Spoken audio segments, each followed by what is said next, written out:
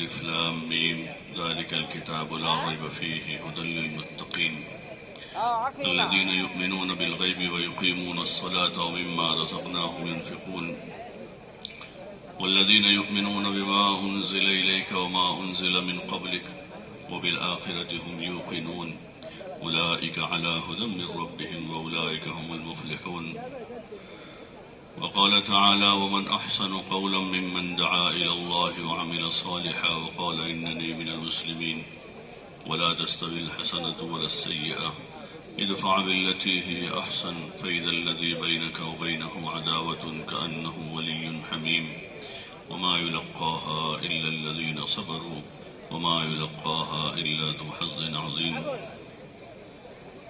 وقال تعالى ومن أحسن قولا ممن دعا إلى الله وعمل صالحا وقال إنني من المسلمين ولا تستوي الحسنة ولا السيئة ادفع بالتي هي أحسن فإذا الذي بينك وبينه عداوة كأنه ولي حميم وما يلقاها إلا الذين صبروا وما يلقاها إلا ذو حظ عظيم صدق اللہ العظیم۔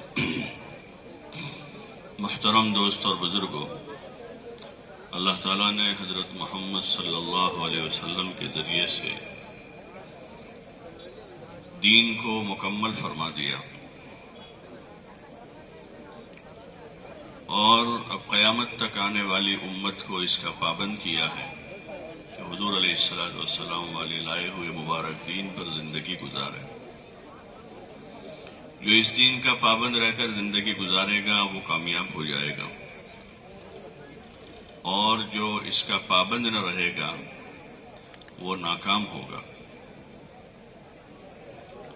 اور یہ اس دین کو اللہ پاک نے پسند فرمایا، اللہ ہی نے نازل کیا، اور اللہ نے اس کو قیامت تک آنے والے انسانوں کے لیے پسند فرمایا ہے۔ وَرَضِيتُ لَكُمُ الْإِسْلَامَ دِينًا، کہ اللہ تعالیٰ جو ہے وہ دین اسلام سے راضی ہے،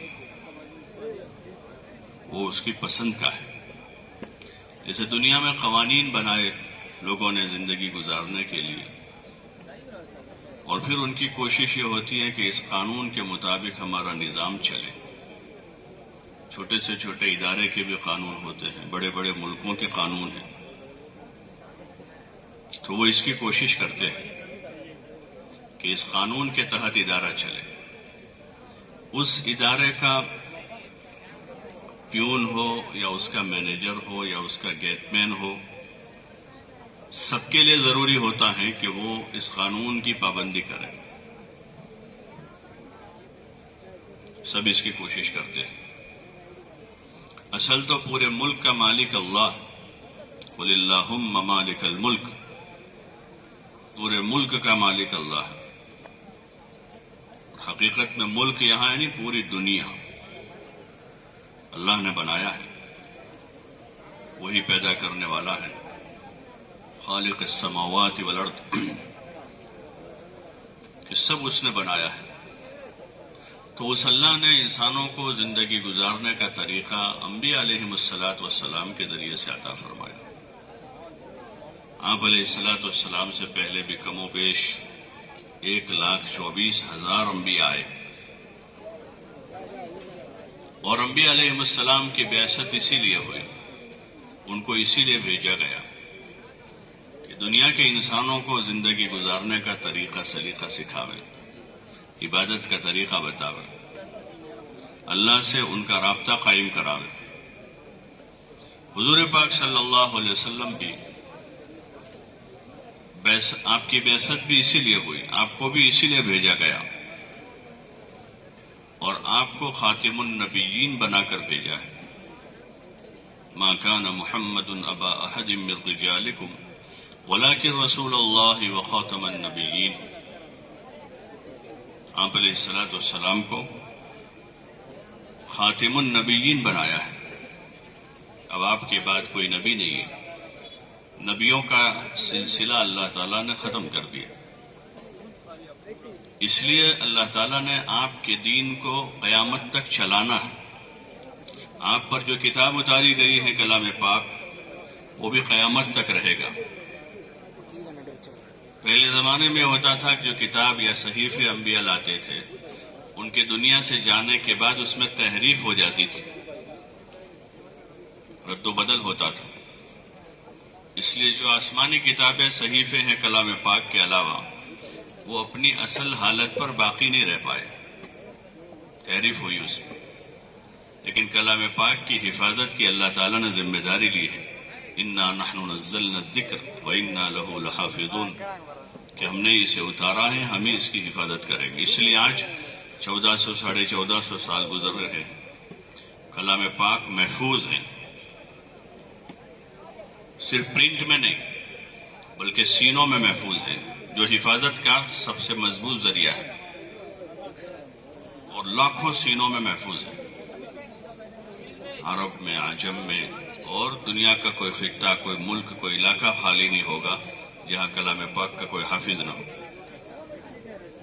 یہ اللہ نے ذمہ داری لی ہے کہ قیامت تک اس کو چلانا ہے، اور آپ علیہ السلام کے طریقوں کو بھی چلانا ہے، تو اللہ نے اس کو بھی محفوظ رکھا، آپ کی حدیث کو، آپ کے طریقوں کو، آپ کی سنتوں کو، قیامت تک وہ باقی رہے گا، اس لیے کہ قیامت تک اسی پر عمل ہونا ہے، قیامت تک، اور وہی لوگ نجات پائیں گے، کامیاب ہوں گے جو حضور علیہ السلام والے مبارک دین پر ہوں گے، آپ والے مبارک طریقوں پر ہوں گے۔ اور باقی کے لیے اللہ تعالیٰ نے ارشاد فرمایا، مَن يَبْتَغِ غَيْرَ الْإِسْلَامِ دِينًا فَلَن يُقْبَلَ مِنْهُ وَهُوَ فِي الْآخِرَةِ مِنَ الْخَاسِرِينَ، کہ جو اسلام کے طریقے کو چھوڑ کر کوئی اور طریقے کو لے کر آئیں گے تو ہم اس کو ہرگز قبول نہیں کریں۔ یہ اللہ کا ارشاد ہے، اللہ اسے قبول نہیں کرے گا، اور انجام کے اعتبار سے وہ لوگ ناکام ہو جائیں گے۔ اللہ ایسی ناکامی سے ہم سب کی حفاظت فرمائے۔ اس لیے ہمارے ذمہ ہے کہ ہم اس دین کو سیکھیں، سمجھیں۔ ہاں، جو سب سے بڑی سیکھنے سمجھنے کی چیز ہے وہ دین ہے،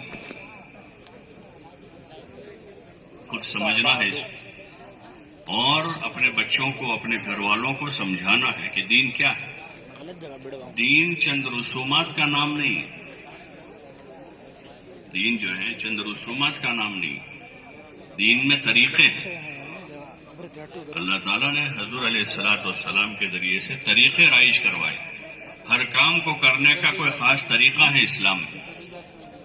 عبادتیں ہیں تو عبادتوں کے طریقے ہیں، جیسے نماز ہے تو نماز کا ایک مخصوص طریقہ ہے، روزہ ہے روزے کا ایک طریقہ ہے، زکوٰۃ ادا کرنی ہے تو زکوٰۃ ادا کرنے کا طریقہ ہے، کس کو دیا جاوے، کیسے دیا جاوے، کتنا دیا جاوے۔ حج کرنے کا ایک طریقہ ہے، شادی بیاہ کا طریقہ ہے، چلنے پھرنے کا طریقہ ہے، سونے جاگنے کا طریقہ ہے، تجارت کا ایک طریقہ ہے اسلام میں۔ ایسے زندگی کے جتنے شعبے ہیں ان تمام شعبوں میں برتنے کے طریقے اللہ تعالیٰ نے حضور پاک صلی اللہ علیہ وسلم کے ذریعے سے بتائے، اور وہ ساری چیزیں عملی ہیں، یعنی پریکٹیکل ہیں، اس کو سیکھنا سمجھنا ہوگا۔ اگر اس کو سیکھتے ہیں تو دین پر چلنا بہت آسان ہے، اتنا آسان طریقہ دنیا میں اور کوئی نہیں ہے جو اسلام میں ہے، ہر کام کے لیے اس میں فلاح ہی فلاح ہے، کامیابی ہی کامیابی، عزت ہی عزت ہے، راحت ہی راحت ہے۔ آدمی جس حال میں بھی ہے اس حال میں وہ راحت کے ساتھ ہوگا، فقیر ہوگا فقر میں راحت کے ساتھ ہوگا، غنی ہوگا تو غنا میں راحت کے ساتھ ہوگا، مرد ہیں تو اپنے مرد ہونے کی حیثیت سے وہ راحت کے ساتھ رہے گا، عورت ہیں تو عورت ہونے کی حیثیت سے وہ راحت کے ساتھ رہے گی، ہر حال میں، اس لیے کہ سب کی ضرورتوں کا خیال کیا گیا ہے، ایک دوسروں کو راحت پہنچانے کی تعلیم دی گئی ہے، یہ اسلام کا مبارک طریقہ ہے۔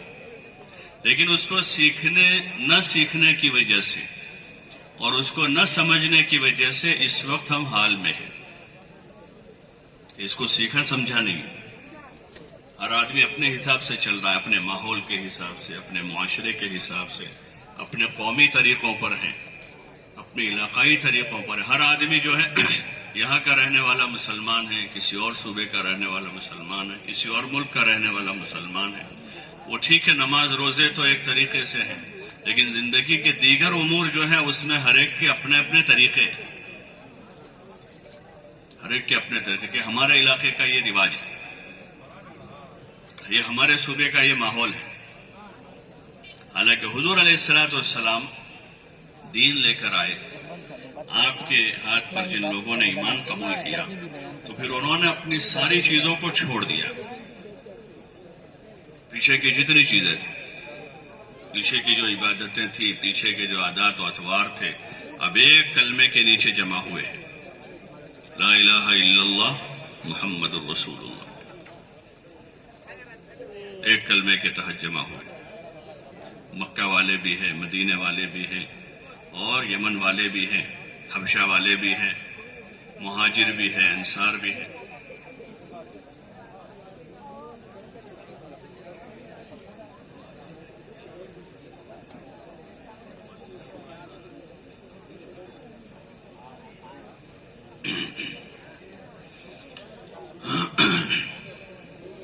تو سب جگہ والے ہیں، اب سب نے کلمہ پڑھا ہے اللہ کا،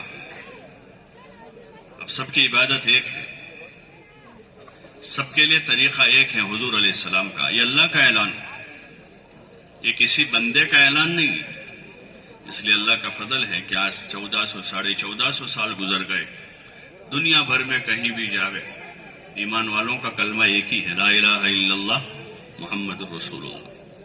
کہیں بھی جاوے نماز 5 وقت کی ہے، سب کے یہاں 5 وقت کی نماز ہے۔ کہیں بھی جائے، پوری دنیا میں بھی رمضان آئے گا، سب روزہ رکھیں گے۔ پوری دنیا کے مسلمان حج کے لیے ایک ہی جگہ پہنچتے ہیں، بیت اللہ پر، عربی ہو، عجمی ہو، یورپ سے ہو، امریکہ سے ہو، آسٹریلیا سے ہو، چائنا سے ہو، جاپان سے ہو، کہ سب کا کعبہ ایک ہے، سب کا اللہ ایک ہے، سب کا کعبہ ایک ہے، سب کی کتاب ایک ہے، سب کی نمازیں 5 ہیں، سب کے روزے رمضان میں، چاہے رمضان گرمی میں ہو سردی میں ہو۔ اتنے سالوں کے گزرنے کے بعد پوری دنیا میں وہی پیغام ہے قیامت تک آنے والوں کے، کہ ہر بندہ، ہر بندی دین کو سیکھتے ہوئے دین پر زندگی گزارنے کی کوشش کرے، تو پھر دین جو ہے وہ راحت، برکت، عافیت، عزت لے کر آیا ہے، دنیا اور آخرت کی فلاح اور کامیابی لے کر آیا ہے۔ ہاں، حضور علیہ الصلوۃ والسلام نے ابو سفیان سے کہا تھا رضی اللہ عنہ، جئتکم بکرامت الدنیا والآخرہ، کہ میں تمہارے پاس دنیا آخرت کی عزت لے کر آیا ہوں، جو طریقہ لایا ہوں اسلام، اس سے دنیا آخرت دونوں جہان بنے گی۔ ہاں، دنیا میں بھی راحت کا یہ طریقہ ہے، اس لیے ہمارے ذمے ہے کہ اس طریقے کو سیکھیں، سمجھیں۔ یہ تبلیغ کا کام اسی کا ہے، خالی چلنے پھرنے کا کام نہیں ہے، یہ کوئی سیر و تفریح نہیں ہے، یہ کوئی سیر و تفریح نہیں ہے، یا کوئی ممبر سازی کا کام نہیں کہ دنیا میں جا کر ممبر بنائے جائے، بلکہ یہ تو ایک ایسا کام ہے کہ ہر ایمان والا اپنی ذات سے دین پر چلتا ہوا، دین پر چلنے کی مشق کرتا ہوا، دوسرے ایمان والوں کو بھی دین پر چلنے کی دعوت دے، تاکہ ہر آدمی خود دین پر چلتا ہوا دین کی برکتوں سے مالا مال ہو جائے۔ جیسے ایک تاجر خود تجارت کرتا ہوا دوسرے بے روزگاروں کو تجارت میں لگا دیتا ہے تو خود فائدہ اٹھاتا ہے، دوسروں کے لیے بھی نفع کمانے کا ذریعہ بن جاتا ہے۔ جیسے صحابہ نے خود دین پر چلتے ہوئے دنیا میں جا کر دنیا کے لوگوں کو دین کی طرف متوجہ کیا، اس لیے کہ یہ دین پوری انسانیت کا ہے، پوری انسانیت کا ہے، عرب و عجم کا ہے، پوری انسانیت کا ہے، اور جو بھی اس دین کے آغوش میں آئے گا وہ دنیا میں راحت پائے گا، دنیا میں عزت ملے گی، اسے دنیا میں سربلندی ملے گی۔ انتم العلون ان کنتم مومنین، تم ہی سربلند رہو گے، تم ہی عزت والے رہو گے اگر ایمان والے اللہ کو ماننے والے ہیں، اللہ کی عبادت کرنے والے ہیں، حضور پاک صلی اللہ علیہ وسلم کی مبارک زندگی کا اتباع کرنے والے ہیں، تو کامیابی انہی لوگوں کے لیے۔ اس لیے اس وقت یہ جو ہمارا اجتماع ہو رہا ہے اور یہاں سے جو جماعتیں جا رہی ہیں، اس اجتماع کا بھی یہی مقصد ہے. کوئی بھیڑ جمع کرنا مقصود نہیں ہے یا اپنی طاقت دکھانا مقصود نہیں ہے. ایک ذمہ داری کو سیکھنا سمجھنا ہے جو اصل اور بنیادی چیز ہے. آپ علیہ الصلوۃ والسلام نے اسی کے خاطر اپنی پوری زندگی لگائی. جب سے آپ علیہ الصلوۃ والسلام پر آیتیں آئی کہ اب آپ کو لوگوں میں دین پہنچانا ہے، لوگوں تک بات پہنچانی ہے، تو اس دن سے لے کر آخری دن تک آپ علیہ الصلوۃ والسلام جد و جہد کرتے رہے، کوشش کرتے رہے، محنت کرتے رہے، لوگوں کے پاس جاتے رہے، سمجھاتے رہے، لوگوں پر احسان کرتے رہے، محبت سے پیش آئے، لوگوں کی خدمت کی آپ نے، لوگوں کو کھلایا پلایا اور اچھی بات سمجھائی. وہی ذمہ داری اس امت کے ذمہ ہے. جماعتوں کی نقل و حرکت سے یہی چاہا جا رہا ہے کہ جماعتیں بنا بنا کر شہروں میں، قریوں میں، دیہاتوں میں، علاقوں میں، صوبوں میں، ملکوں میں جاوے. اور جو ایک نظام ہے اس کے تحت اللہ کا فضل ہے کہ ہزاروں نے بھی لاکھوں جماعتیں چل رہی ہیں جو اس پیغام کو لے کر، اس فکر کو لے کر جد و جہد کر رہی ہے. خوش قسمت ہے وہ اللہ کے بندے جن کو اللہ نے اس کی توفیق دے دی، جن کو اپنی جان اور اپنا مال لے کر اللہ کے راستے میں دین سیکھتے ہوئے دوسروں تک دین پہنچانے کا اللہ نے موقع دیا ہے. یہ بڑی سعادت مندی ہے، بڑی خوش قسمتی ہے کہ جان و مال اللہ کے نام پر لگ رہی ہے، دماغ دین سوچنے میں لگ رہا، جسم دین دنیا میں زندہ ہو اس کے لیے تھک رہا. یہ سعادت ہے. اس وقت بھی جو حضرات جا رہے ہیں وہ اسی نیت کے ساتھ چلے کہ اپنی ذات سے دین سیکھتے ہوئے، دین پر چلنے کی مشق کرتے ہوئے پوری امت دین پر آ جاوے، اس کی محنت کرے گی. ہاں یہ نیت ہے ہماری. پھر ہمارے اس کام میں اپنی جان اپنا مال ہے کہ ہر آدمی اپنی جان اپنا مال لگاوے. جو اللہ نے دیا ہے وہ لگاوے. اس کو زیادہ دیا ہے زیادہ لگائے گا، کم دیا ہے تو کم لگائے گا. جتنی استعداد ہے آدمی اپنی جان و مال سے چلے، اچھی نیت بناتے ہوئے اور اپنی جان اپنا مال لگاتے ہوئے کہ کسی سے کوئی امید نہیں ہے. سب مخلوق ہیں، سب محتاج ہیں.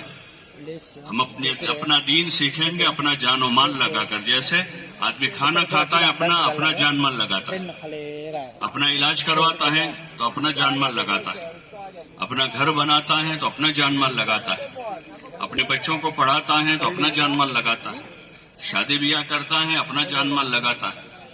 آدمی کے پاس اپنا ہوتا ہے تو لگاتا ہے، نہیں ہوتا ہے تو قرض کر لیتا ہے.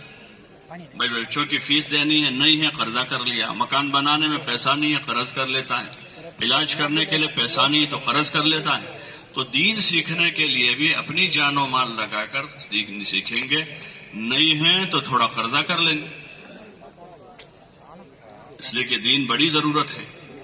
ایمان بنانا، نماز سیکھنا، اعمال کی مشق کرنا، اپنا یقین بنانا، اس کے لیے آدمی اپنی جان و مال سے اللہ کا کام کرے. اس لیے جو اس وقت راہ خدا میں جا رہے ہیں وہ اس کی کوشش کریں گے کہ اپنی ضرورت کا پورا سامان اپنے ساتھ لیں. اپنا کپڑے ہیں، اپنا بستر ہے اور اپنی دیگر ضروریات ہیں.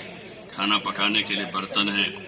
دعا کے بعد جماعتیں بیٹھے گی، سارے ساتھی آپس میں ایک دوسروں کا تعارف کر لیں، پہچان لیں، ایک دوسروں کا نام ٹھام پوچھ لیں. کیونکہ سفر ساتھ میں کرنا ہے 40 دن 4 مہینے. پہلے دن سے پہچان لے ایک دوسروں.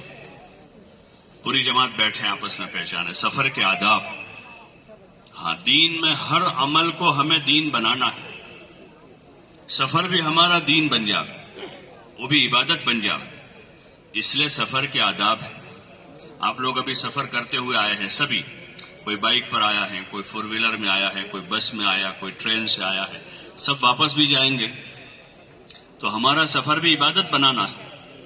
مسلمان کا ہر کام عبادت ہے اگر وہ طریقے پر ہو.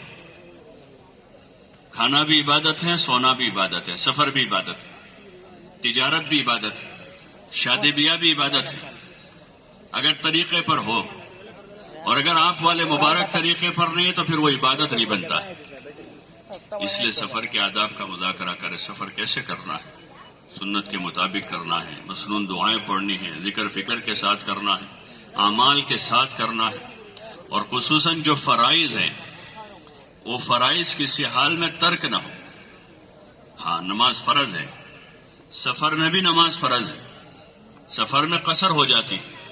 اگر شرعی مسافت ہے تو ظہر عصر عشاء کی بجائے 4 کے 2 رکعت پڑھیں گے، وتر پڑھیں گے، فجر کی سنت کی پابندی کریں گے. تو سفر جو ہے سنت کے مطابق اعمال کے ساتھ کرے. جس علاقے میں پہنچنا ہے اپنی نیتوں کی تجدید کریں. یہ ایک بہت بڑی بات ہے ہمارے دین میں. انما الاعمال بالنیات وانما لکل امرئ ما نوى. اعمال کا دار و مدار نیتوں پر ہے، اور آدمی کو وہی ملے گا جو اس کی نیت میں ہوگا. اس لیے ہر وقت اپنی نیتوں کی تجدید کریں. نیت کو جانچیں، کیا کر رہے ہیں ہم، کیوں کر رہے ہیں. نیت وجہ عمل کو کہتے ہیں کہ یہ کرنے کی کیا وجہ ہے، کیوں کر رہے ہیں. اجتماع میں آئے ہیں، کیوں آئے ہیں، اجتماع میں کیوں آئے. مسجد جا رہے ہیں، کیوں جا رہے ہیں. رمضان میں روزہ رکھ رہے ہیں، کیوں رکھ رہے ہیں. قرآن پڑھ رہے ہیں تو کیوں پڑھ رہے ہیں، کیا وجہ ہے. اب وجہ ہے ایک تو یہ ہے کہ اللہ راضی ہو جائے، اللہ کا حکم ہے پورا کر رہا ہوں تاکہ میرا اللہ راضی ہو جائے. ایک وجہ یہ ہے کہ بھئی اللہ کا حکم ہے پورا کروں تاکہ لوگ مجھے عابد کہیں. یہ غلط نیت ہے. ایک وہ نیت یہ ہے کہ اللہ کا حکم پورا کروں، اللہ راضی ہو جائے، یہ صحیح نیت ہے. ایسے ہر کام میں نیت. ہاں راہ خدا میں جا رہے ہیں تو نیت بنے، اور نیت کو ٹٹولیں. پوری جماعت کسی علاقے میں ہے تو وہاں نیت کو ٹٹول کر اب وہاں اترنا ہے، اتر جاوے. منزل آ گئی ہے، اپنا سامان دیکھیں. یہ آداب سفر ہے. آدمی سامان کی وجہ سے پریشان ہو جاتا ہے. یہ جو ہے نا پوری دین کو، پوری زندگی کو سیکھنے کا کام. خالی گھومنا پھرنا کا نام تبلیغ نہیں ہے. سفر کرنا بھی کیسا ہے، سفر میں کیسے بیٹھیں گے، کیسے کھائیں گے، کیسے لیٹیں گے، سامان کی کیسے تیاری کریں گے. منزل آ رہی ہے تو اب کیسے اتریں گے. یہ ہر آدمی کی ضرورت ہے. سفر کا طریقہ سیکھیں گے سفر کر کے. یہ عملی چیز ہے کہ وہاں اترے ہیں، اب اپنا سامان دیکھ لیں. حتی المقدور کوشش کرے ہماری جماعتیں پیدل چلیں، جتنا ہو سکے زیادہ سے زیادہ پیدل چلے. اس وقت دنیا بھر میں جماعتیں چلتی ہیں. یورپ امریکہ میں جماعتیں پیدل چلتی ہیں، پیدل. ہاں کہ وہ جو ہے بہت بڑی خیر کا ذریعہ ہے.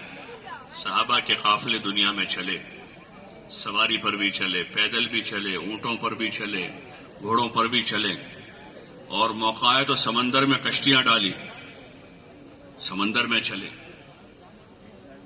پیدل چلے. دین سیکھتے ہوئے، سکھاتے ہوئے، انسانیت کی ہدایت کی فکر لے کر. یہ بہت بڑی بات ہے، بہت بڑی بات ہے. دنیا میں جو لوگ انسانوں کی خدمت کرتے ہیں ان کو لوگ بڑی عزت دیتے ہیں. وطن میں NGOs ہوتے ہیں اور اس قسم کے ادارے ہوتے ہیں کہ وہ خدمت کرتے ہیں بچوں کی، عورتوں کی، بوڑھوں کی، بیماروں کی. یہ بھی ایک بہت بڑی انسانی خدمت ہے کہ ہم دنیا کے انسانوں کو زندگی گزارنے کا طریقہ بتا رہے ہیں، کھانے پینے کا طریقہ سکھا رہے ہیں. خود سیکھ رہے ہیں، سکھا رہے ہیں، اس کو لے کر پھریں گے. جیسے آپ علیہ السلام گئے، صحابہ نے سفر کیے، تابعین نے سفر کیے، طبع تابعین نے سفر کیے. ہر زمانے میں اللہ کے نیک بندوں نے سفر کیا. آپ دیکھیں گے جتنے نیک بندوں کی قبریں ہیں دنیا بھر میں، اگر ان کی ہسٹری معلوم کریں گے تو کوئی 2000 کلومیٹر سے آ کر یہاں سویا ہے، کوئی 5000 کلومیٹر سے سفر کر کے آئے تھے، کوئی 1000 کلومیٹر سے سفر کر کے وہاں گئے، وہیں موت آ گئی ان کی. جتنے اللہ والے سوئے ہوئے دنیا بھر میں. جیسے صحابہ کی قبریں، صحابہ کی قبریں شام میں ہیں، دمشق میں ہیں، فلسطین میں ہیں، اور اردن میں ہیں، سوڈان میں ہیں، ہندوستان تک آئے کہ وہ اسی مقصد کے خاطر آئے. اور اتنا گئے کہ انہوں نے قبریں بنا دی وہاں. نیک بندوں کی جو قبریں ہیں دنیا بھر میں، وہ اسی مقصد کے تحت پھرے کہ انسانیت کی ہمدردی کریں، انسانیت کے ساتھ خیرخواہی کریں. اور سب سے بڑی ہمدردی خیرخواہی یہ ہے کہ اللہ کے بندوں کو اللہ سے جوڑ دیں، اللہ کے بندوں کو اللہ سے ملا دیں. یہ اسی مقصد کے خاطر سفر ہے. تو اس لیے سفر کے آداب سفر میں سیکھتے ہوئے، سکھاتے ہوئے منزل پر پہنچ گئے. جانا ہے، کوئی مرکز ہے، مسجد ہے، پہنچے وہاں اپنا سامان ایک طرف لگا. اس لیے کہ مسجد عبادت کی جگہ ہے. مسجد جو ہے وہ عبادت کی جگہ ہے. مسجد میں عبادت ہوگی، تلاوت ہوگی، ذکر ہوگا، دین کا سیکھنا سکھانا ہوگا. یہ اصل اعمال ہے مسجد کے اصل اعمال. لیکن عبادت کرنے والوں کے لیے، سیکھنے سکھانے والوں کے لیے اور دین کے خاطر سفر کرنے والوں کے لیے مسجد میں گنجائش ہوتی ہے کہ اندر ٹھہرے بقدر ضرورت. ہم ٹھہریں گے مسجد میں تو اپنا سامان ایک طرف لگاوے. مسجد اللہ کا گھر ہے، شاہی دربار ہے، اس کا ادب کرتے ہوئے سامان لگاوے، چادر ڈال دے اس پر، اور 2 رکعت تحیہ پڑھیں. مسجد میں داخل ہوئے ہیں، اللہ کے گھر میں آئے ہیں تو 2 رکعت نماز پڑھیں. اللہ توفیق دے تو 2 رکعت وضو کی اور 2 رکعت مسجد کی. تحیت الوضو، تحیت المسجد ایک سنت ہے. ہاں یہ سنت ہے. عموماً ہمارے علاقوں میں سنت متروک ہے. لوگ مسجد جاتے ہیں، بیٹھ جاتے ہیں. حالانکہ سنت یہ ہے کہ کیا کرنا چاہیے؟ بولو نا بھائی، 2 رکعت نماز پڑھنی چاہیے. سنت ہے، سنت کا ثواب ملے گا. موقع ہے 4 رکعت پڑھے، 2 وضو کی، 2 مسجد کی. موقع نہیں ہے اتنا زیادہ تو 2 پڑھ لیں. جماعتیں اس کا اہتمام کریں. مشق ہے. اس کام کے ذریعے سے چاہا جا رہا ہے کہ ہمارا ہر کام حضور پاک صلی اللہ علیہ وسلم کے مبارک طریقے پر آ جائے. مسجد میں ہمارا داخل ہونا بھی آپ کے طریقے پر. یہ 2 رکعت نماز پڑھی.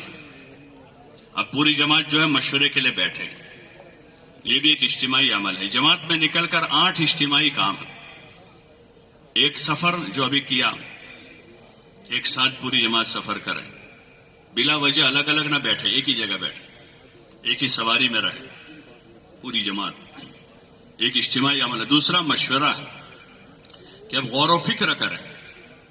اس لیے کہ آدمی کو عمل پر لانے والی جو طاقت ہے اس کی فکر ہے.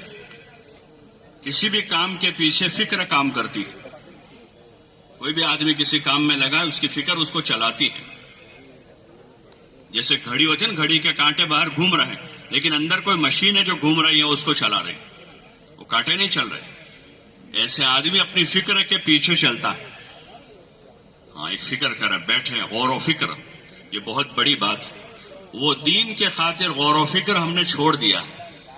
لغویات کو سوچ رہے ہیں، دنیا سوچ رہے ہیں، صبح شام غیر ضروری چیزوں کو سوچ رہے. اس لیے ہماری قوت فکر غلط استعمال ہو رہی ہے، گناہوں پر استعمال ہو رہی ہے. اس راستے میں نکل کر سوچنا بھی سیکھنا ہے. کیا سوچنے کا ہے؟ لوگ نا بڑی گہری سوچ میں ہیں، بہت فکر مند ہیں، بہت سوچ رہے ہیں. کیا سوچ رہے ہیں؟ اسی دنیا کو سوچ رہے ہیں جو مقدر کی ملنے والی ہے، یا اس دنیا کو سوچ رہے ہیں جو اپنی مقدر میں بھی نہیں ہے، کسی اور کی ہے، یا اس دین کو سوچ رہے ہیں جو دین فکر اور محنت کے بعد زندگی میں آتا ہے. بیٹھ کر غور و فکر کریں. ہر نیا سے نیا ساتھی، پرانا ساتھی آپس میں بیٹھیں اور سوچیں کہ میری اپنی ذات سے لے کر قیامت تک آنے والے انسانوں میں اللہ کا یہ مبارک دین کیسے زندہ ہو جائے. ہاں یہ بہت بڑی سوچ ہے، ایک بہت بڑی فکر ہے. آج ایک بندہ اس کو سوچ رہا ہے، اس کو آدمی اس پر غور کر رہا ہے، اللہ پاک اس کو وجود دے گا.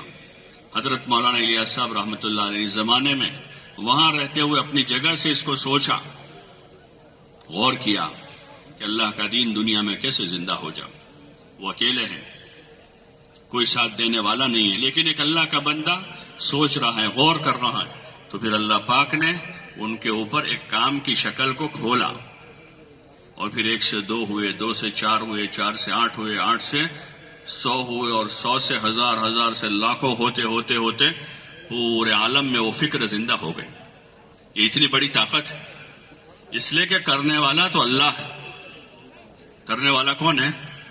بولو نے بھائی، کہ کرنے والا اللہ ہے. بندے کے ذمے ہے کہ وہ اپنے بس کی کرے، سوچیں، ہاں، اور اس میں کمی نہ کرے. جتنا سوچ سکتا ہے سوچیں، فکر کریں کہ میری زندگی میں دین کیسے آ. ہاں گھر جانے والے بھی اس کو سوچیں گے، صرف جماعت میں جانے والے نہیں. جو گھر جا رہے ہیں وہ بھی سوچیں گے. ایک جوان آدمی سوچتا ہے کہ مجھے شادی کرنی ہے. ایک شادی شدہ جوڑا سوچتا ہے کہ ہم کو گھر بنانا ہے. آج سوچا انہوں نے، 1 2 سال لگ جاتے ہیں، 3 سال لگ جاتے ہیں، ان کا مکان تیار ہو جاتا ہے. انہوں نے کوئی چیز سوچی ہے، کسی چیز کی فکر لی ہے، تو اللہ پاک اس کام کو آسان کرتا ہے. ہمیں سوچنا کیا ہے وہ بھی سیکھنا ہے. مشورے میں اسی لیے بیٹھیں گے کہ میری اپنی ذات سے لے کر قیامت تک آنے والی امت میں اللہ کا دین زندہ ہو جائے. اس کے لیے جد و جہد ہے، کوشش ہے، دعا ہے، محنت ہے. پھر جماعت بیٹھ کر نظام بنا. 10 آدمی ہیں جماعت میں، دو کی 5 جوڑی بنا لیں، اور جس مسجد میں ٹھہرے ہیں اس مسجد کے اطراف کے مکانوں پر محنت کریں. ایک ایک فرد سے ملاقات مقامی کام میں بھی اور جماعت میں نکل کر بھی، یہ ہمارا بنیادی کام ہے. لوگوں کے پاس جانا، لوگوں سے ملنا، یہ جو اتنے بڑے بڑے مجمع جمع ہوئے ہیں نا، اس کے پیچھے وہ محنت ہے کہ کہیں 1,00,000 آدمی ہیں، کہیں 2,00,000 آدمی، کہیں 5,00,000 آدمی جمع ہوتے ہیں. اس کے پیچھے یہ محنت. کوئی پوسٹر نہیں لگا بستی میں، کسی بورڈ پر اعلان نہیں لگا، کسی چینل سے اس کا اعلان نہیں ہوا ہے. اور دنیا بھر میں یہی نظام ہے، چاہے ہندوستان میں ہو، امریکہ میں ہو، جاپان میں ہو، کہیں بھی ہو. یہ بنیادی محنت ہے کہ روبرو لوگوں کے پاس، ایک ایک مسلمان کے پاس جانا اور ان سے اللہ کے لیے ملنا. بہت بڑا کام ہے یہ. ایک ایک مسلمان، چاہے وہ جس کو ہم جانتے ہو نہ جانتے ہو، وہ ہماری بستی کا ہو یا کسی اور بستی کا، ہر کلمہ گو جس نے لا الہ الا اللہ محمد الرسول اللہ پڑھا ہے، وہ اس نسبت سے ہمارا بھائی ہے. چاہے وہ غریب ہو، امیر ہو، چھوٹا ہو، بڑا ہو، پڑھا لکھا ہو، ان پڑھ ہو، شہری ہو، دیہاتی ہو، ہماری قوم سے ہو، کسی اور قوم کا ہو، ہماری زبان کا ہو، کسی اور زبان کا ہو. اس کی زبان میں ہم نہیں بات کر سکتے، ترجمہ ہو جائے گا. ترجمہ بھی نہیں ہو سکتا، اشاروں سے بات ہو جائے گی. اشارے والوں کی جماعتیں چلتی ہیں. ہاں، اشارے والے، ان کی جماعتیں ملکوں میں جاتی ہیں اور وہ کام کر رہے ہیں. تو ہمیں یہ کام کرنا ہے کہ ایک ایک مسلمان کے پاس جا کر اسے ملنا اور ایمان اعمال کی بات کرنی ہے، اخلاق آخرت کی بات کرنی ہے، علم و ذکر کی بات کرنی ہے. یہ اصل ہمارے موضوع ہے جس پر بولا جانا چاہیے. اس وقت لوگوں نے بہت سارے موضوع تیار کیے ہیں. کوئی لوہے پر بول رہا ہے، کوئی لکڑے پر بول رہا ہے، کوئی کاغذ پر بول رہا ہے، کوئی پیپر پر بول رہا ہے، کوئی کپڑے پر بول رہا ہے، کوئی سونے پر بول رہا ہے، کوئی چاندی پر بول رہا ہے، کوئی زمین پر بول رہا ہے، کوئی آسمان پر بول رہا ہے. یہ سارے ٹاپک جو ہیں وہ ضرورت کے ہیں. یہ کیسے ہیں بھائی؟ ہر آدمی کپڑے کی میل نہیں چلاتا، لیکن کپڑا ہر ایک پہنتا ہے. اس کو میل چلانے کی ضرورت نہیں. سارے لوگ مارکیٹ میں خریدی کے لیے نہیں جاتے، لیکن سب لوگ کھانا کھاتے ہیں. گھر میں کوئی ایک آدمی جا کر خریدی کر لاتا ہے، سب کھانا کھا لیتے ہیں. کوئی ایک آدمی کپڑا جا کے خرید لاوے سارے گھر والوں کے، تو سب کو کپڑا مل جائے گا. ضروری نہیں کہ سب بازار جاوے، ضروری نہیں کہ سب کپڑا خریدے. ابا گئے تھے بازار، جا کر کپڑا لے کر آ گئے، سارے گھر والوں کا کپڑا ہو گیا. یہ ضروریات زندگی. اس وقت ہم ضروریات زندگی میں ایسے الجھ گئے ہیں کہ اپنے مقصد حیات سے غافل ہیں. جو اصل مقصد ہے ایمان بنانا، اپنے اعمال کو بنانا، اپنے اخلاق کو سنوارنا، اللہ سے تعلق پیدا کرنا، حضور پاک صلی اللہ علیہ وسلم کی سچی پکی محبت پیدا کر کے آپ کے طریقوں کا اتباع کرنا اور اپنی آخرت کی فکر کے ساتھ زندگی گزارنا، یہ ہمارے اصل موضوع ہے. یہ اصل ٹاپک ہے جس کو آپس میں بولا جاوے، سنا جاوے، پڑھا جاوے، لکھا جاوے، ایک دوسروں کو سمجھایا جاوے.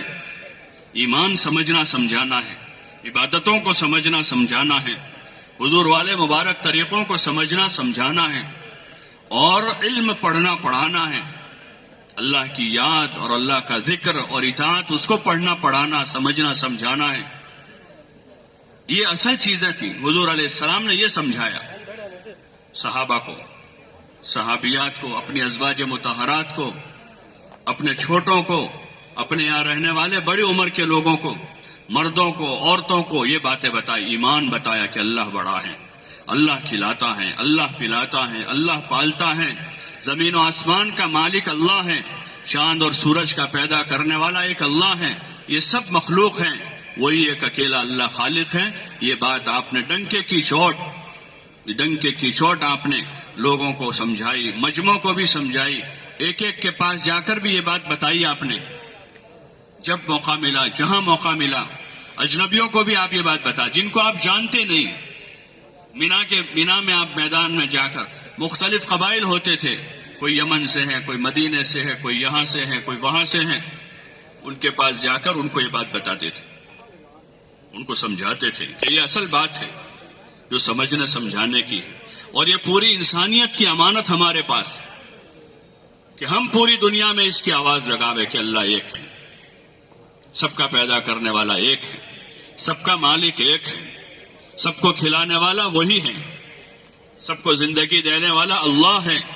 اس لیے دنیا میں جتنے آئے سب کو موت واقع ہو گئی، چاہے انبیاء ہو، اولیاء ہو، چاہے چھوٹے ہوں، بڑے ہوں، بادشاہ ہوں، فقیر ہوں، جو بھی دنیا میں آئے، 1000 سال بھی جیے وہ بھی دنیا سے گئے، اور 100 سال جنہوں نے زندگی گزاری وہ بھی دنیا سے گئے، اور 50 سال کی جن کی عمر ہوئی وہ بھی دنیا سے گئے، اس لیے کہ سب مخلوق ہیں، پیدا کرنے والا صرف ایک اللہ ہے، کھلانے والا صرف ایک اللہ ہے، زندگی اور موت کا مالک صرف ایک اللہ ہے۔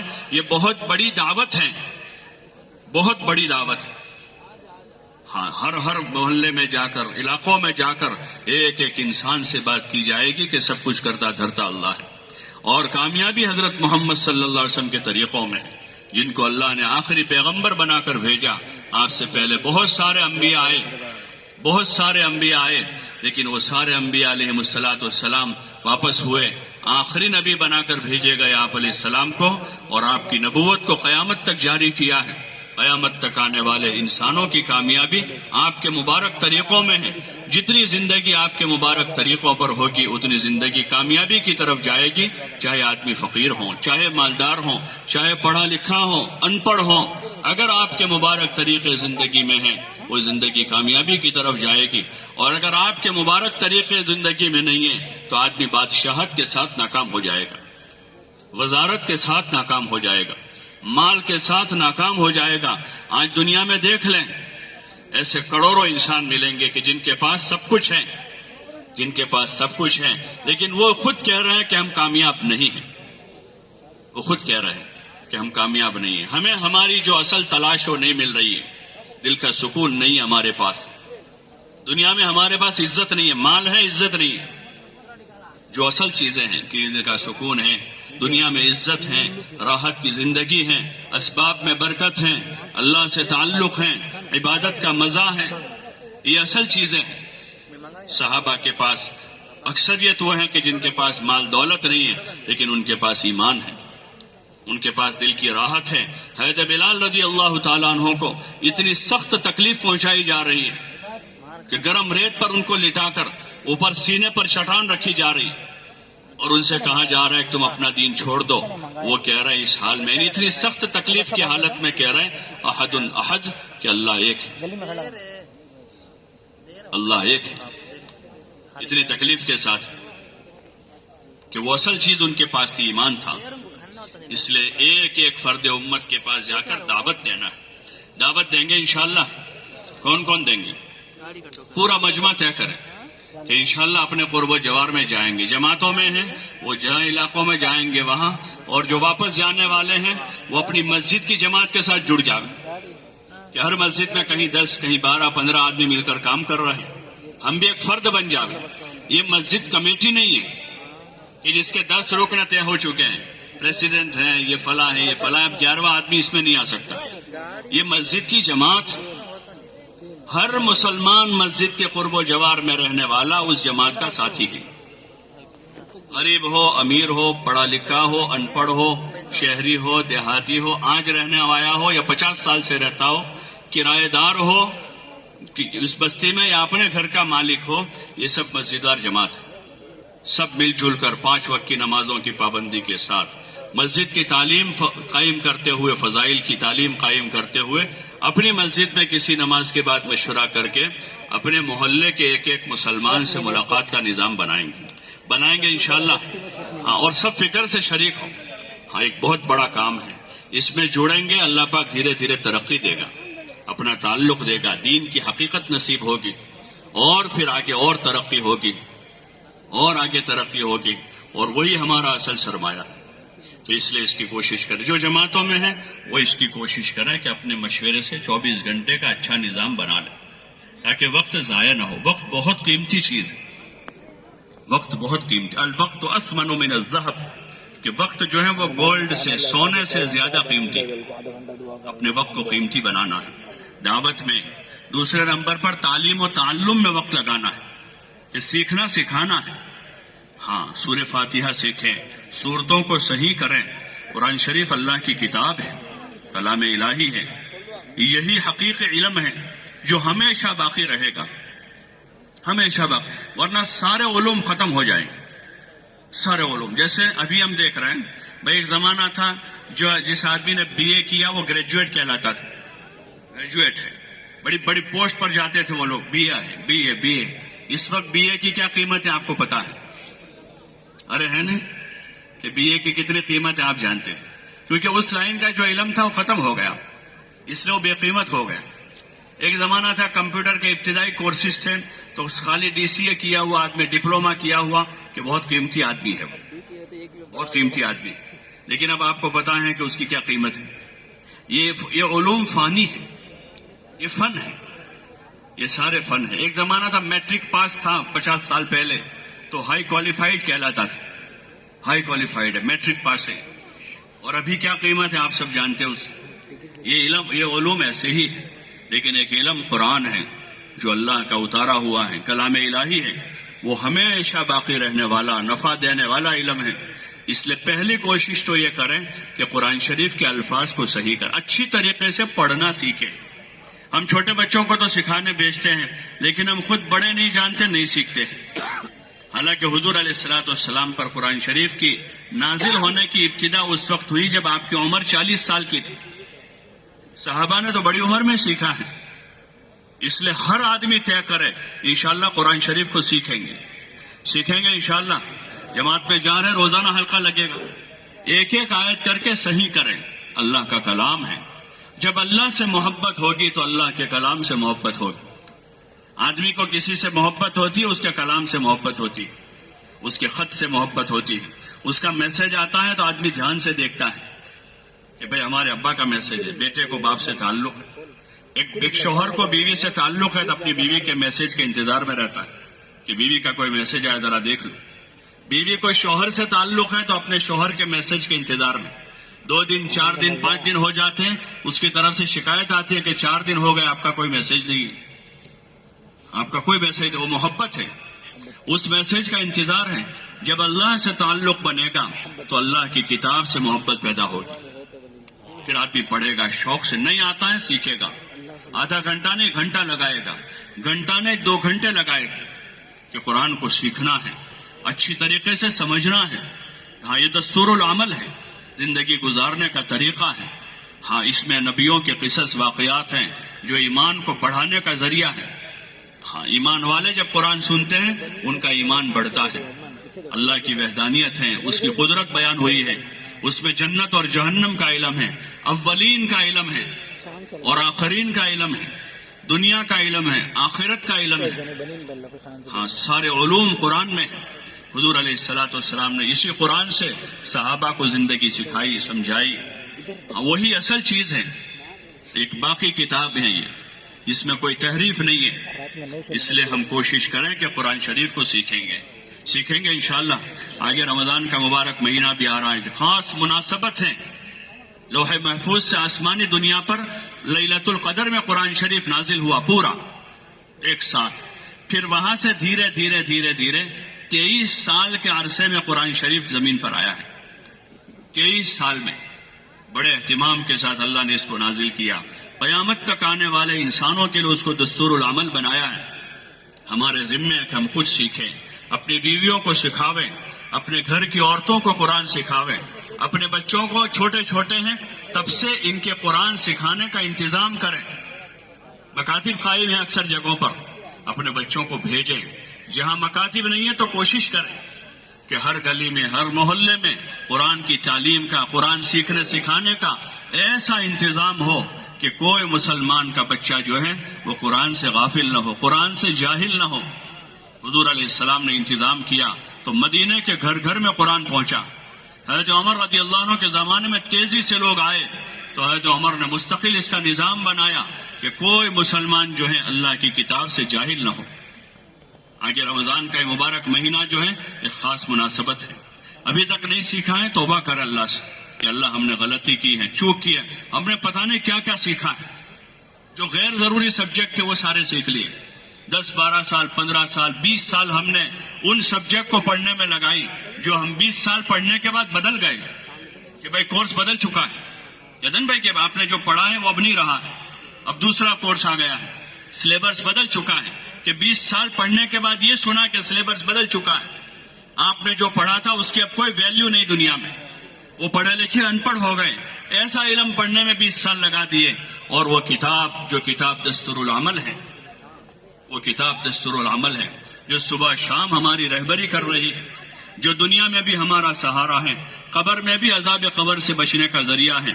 میدان محشر میں جو کتاب سفارش کرے گی، کتاب سفارش کرے گی کلام اللہ، جس نے اس کو تلاوت کیا اور اس کا حق ادا کیا ہے، کلام پاک میدان محشر میں اس کے لیے سفارشی بنے گا اور جنت کے درجوں پر چڑھنے کا ذریعہ ہے.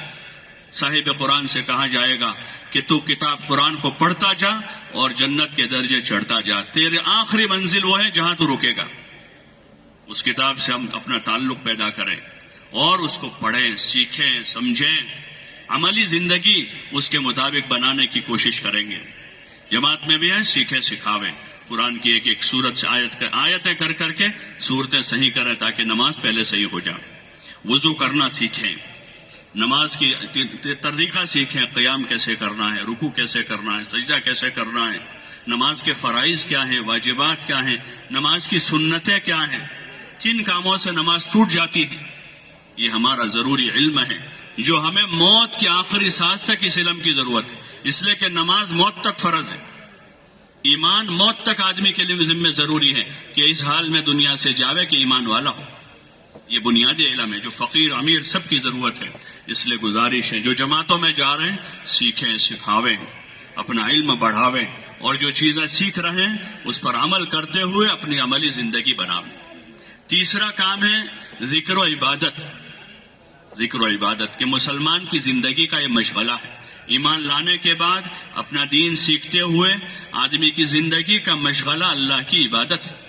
وما خلقت الجن والانس الا ليعبدون کہ ہم نے جنات و انسان کو صرف اور صرف اپنی عبادت کے واسطے پیدا کیا ہے. عبادت کے طریقوں کو سیکھتے ہوئے اب کثرت سے عبادت کرنا ہے. 5 وقت کی نماز باجماعت ہوگی. یہ طے کریں انشاءاللہ کسی حال میں نماز نہیں چھوڑیں گے.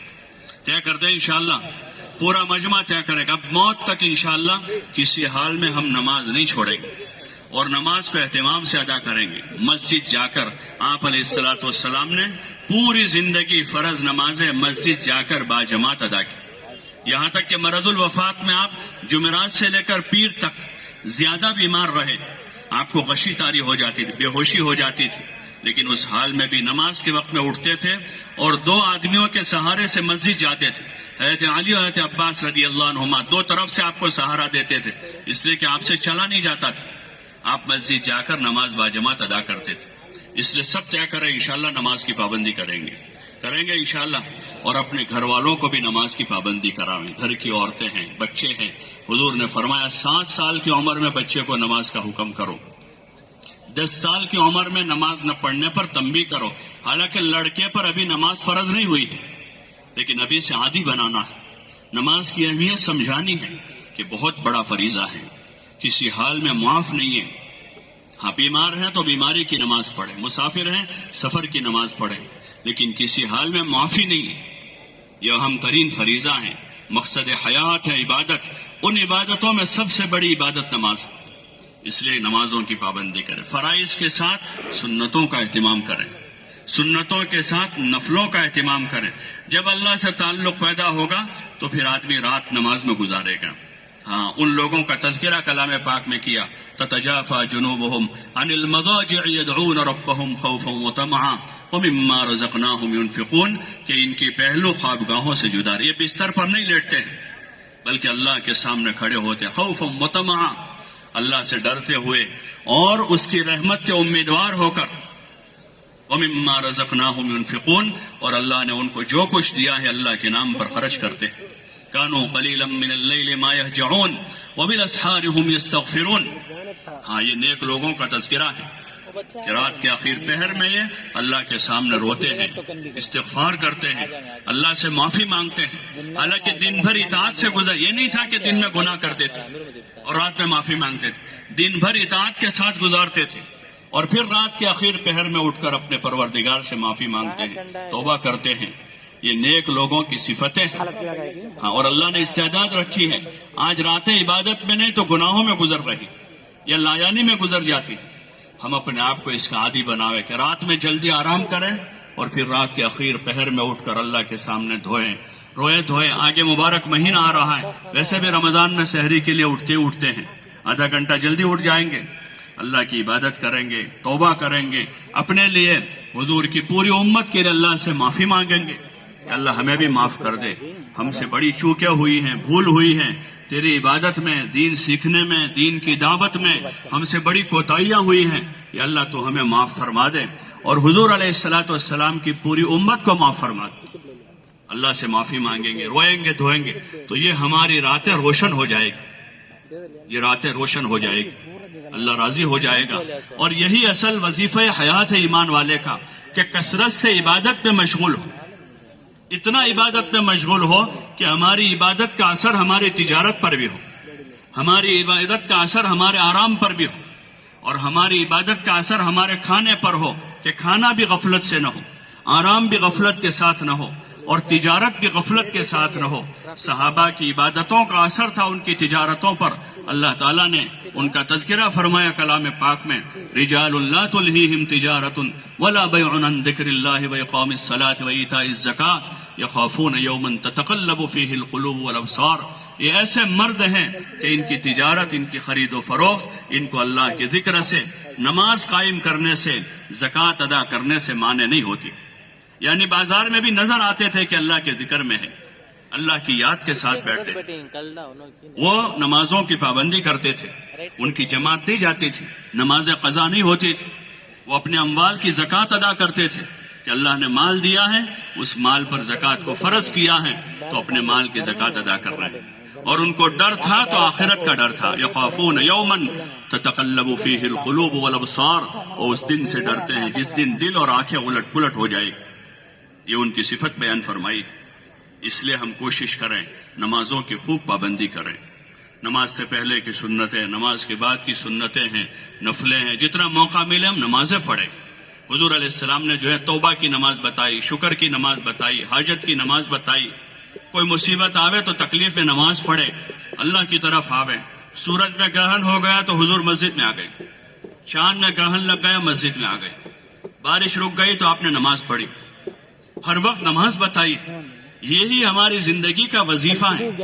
صحابہ کی صفت بتائی، رکعا سجدا، کہ آپ ان کو دیکھو گے، تراہم رکعا سجدا، کہ آپ ان کو دیکھو گے کبھی رکوع میں ہیں تو کبھی سجدے میں ہیں. جیسے بعض لوگوں کی صفت ہوتی ہے، کہتے ہیں آپ جب بھی دیکھو گے وہ آپ کو کھانا کھاتے ملیں گے. فلاں صاحب ہاں آپ جب بھی دیکھو گے چائے پیتے ملیں گے. فلاں صاحب آپ دیکھو گے جب بھی وہ ہنستے ہوئے ملیں گے. لوگ کہتے ہیں بھائی تعارف ہوتا ہے آدمی کا اس کی خاص صفت سے، کہ کوئی آدمی بھائی جب چاہو جب دیکھو سوتا ہی ملتا ہے، صبح شام جب جاؤ سو رہے. کوئی آدمی کو پوچھو بھائی جب چاہو چائے پی رہا ہے، کوئی آدمی کا پوچھ رہے بھائی جب چاہو سگریٹ پی رہا ہے. ارے ہوتا ہی نہیں ہوتا ایسا. بولو نے بھائی. صحابہ کی صفت بیان کی اللہ نے قرآن میں، تراہم رکعا سجدا یبتغون فضلا من اللہ ورضوانا.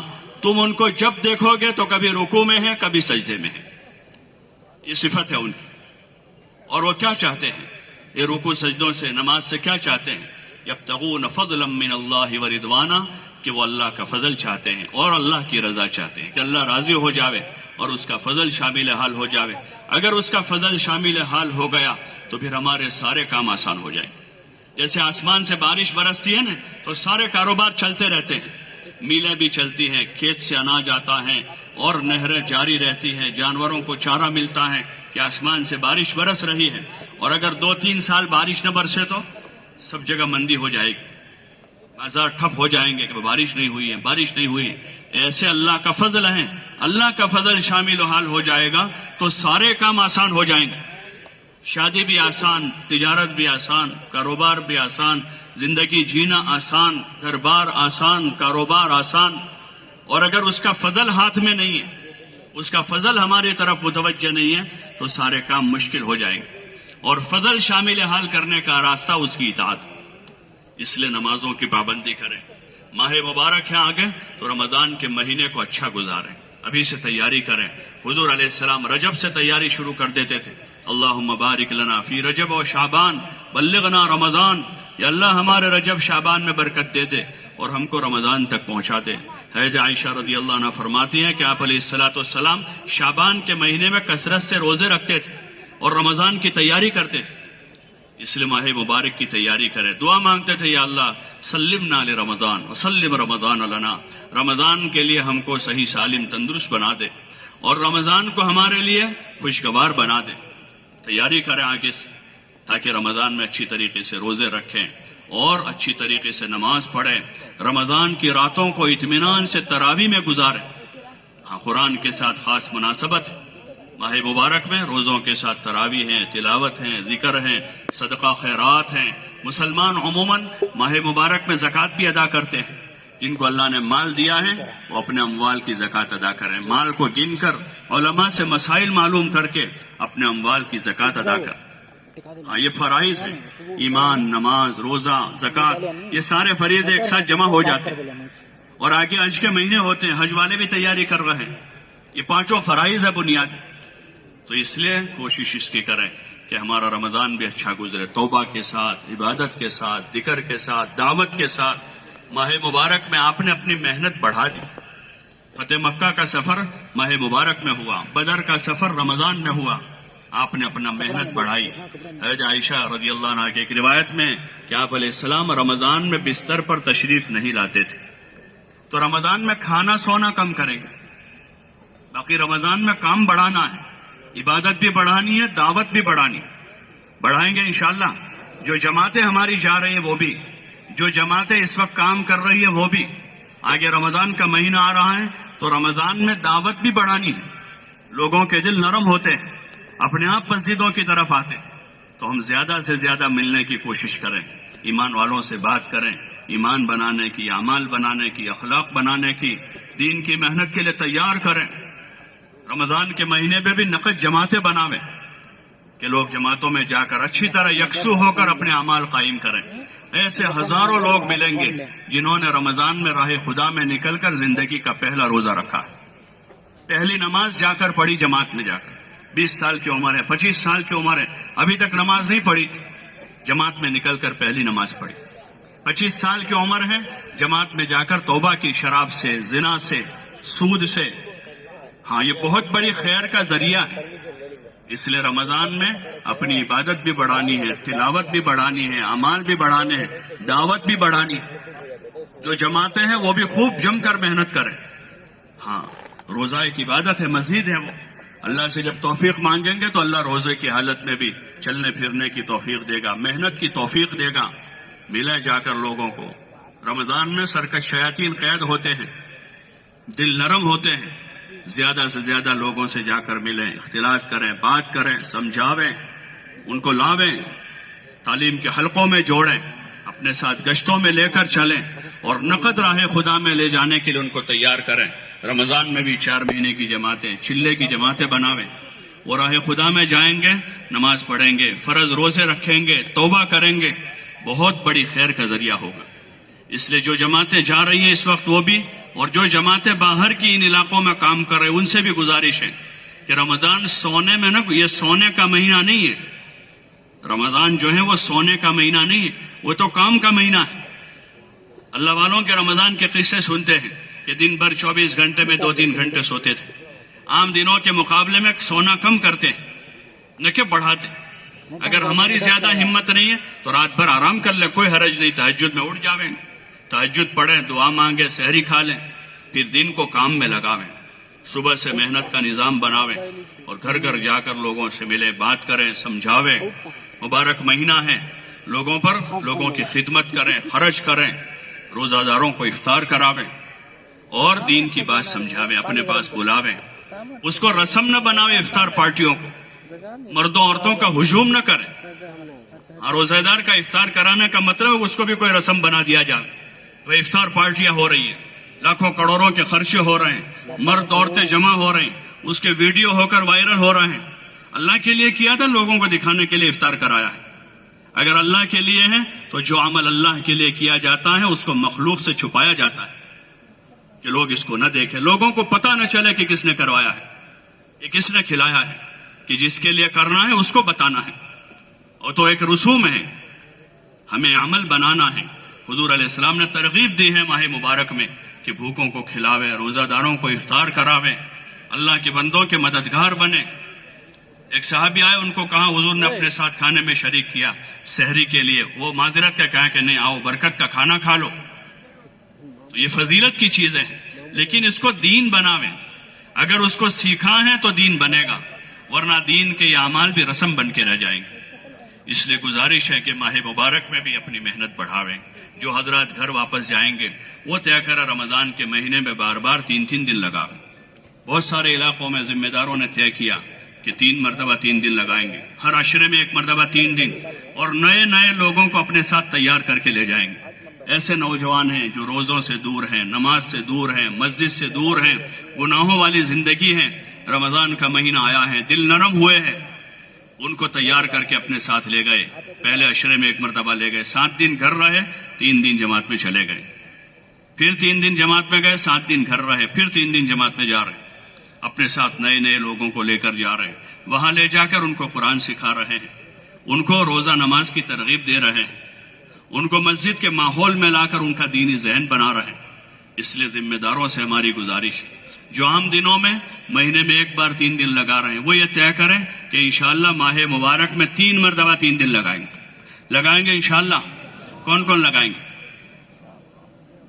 اور جن کا عام دنوں میں نہیں لگ پا رہا ہے، کم از کم وہ طے کریں کہ اس مبارک مہینے سے ابتدا کریں گے.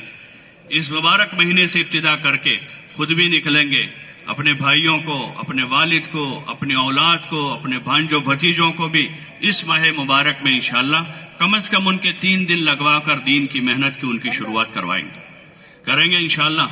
اور اپنے دوست برادر ہیں، محلے میں اور لوگ ہیں، اس مبارک مہینے میں ابھی سے کوشش شروع کر دیں. ایسی فضا بنے ہمارے علاقوں میں، ہمارے گاؤں دیہاتوں میں، بستیوں میں، کہ کوئی آدمی بے نمازی نہ رہے. نیت کرتے ہیں انشاءاللہ صرف 5 آدمی مسجد میں کام کریں گے تو ہو جائے گا یہ کام. ارے بولو نا بھائی، کہ مسجد اور جماعت میں 5 آدمی بیٹھیں گے اور وہی کریں گے تو ہو